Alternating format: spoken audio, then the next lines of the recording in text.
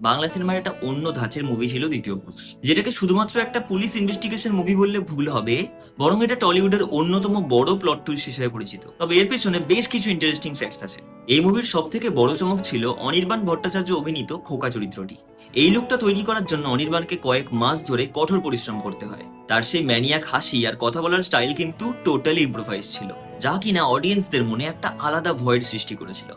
মুভির একটা বড় অংশ কলকাতার চায়না টাউনে শুট করা হয়েছিল।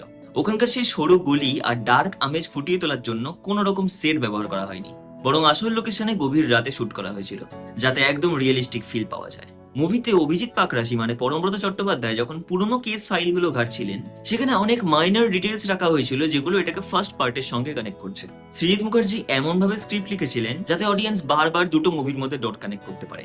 সিনেমার সেই ভয়ঙ্কর ক্লাইম্যাক্স টুইস্টটাকে এতটাই সিক্রেট রাখা হয়েছিল যে মুভির অনেক ক্রু মেম্বাররাও জানতেন না যে লাস্টে কি হতে চলেছে। শুটিং এর সময় ওই ক্লাইম্যাক্স সিনগুলো খুব অল্প মানুষের উপস্থিতিতে শুট করা হয়, যাতে কোনোভাবে বাইরে ইনফরমেশন লিক না হয়। অমৃতা চরিত্রে ডাইমেনশনের পারফরমেন্স ছিল খুবই সেটেল। মুভিতে তার এবং পরমব্রত সম্পর্কের যে জটিলতা দেখানো হয় তা বেসিক্যালি সিনেমার ডার্ক থিমটাকে একটা ইমোশনাল ব্যালেন্স দিয়েছিল।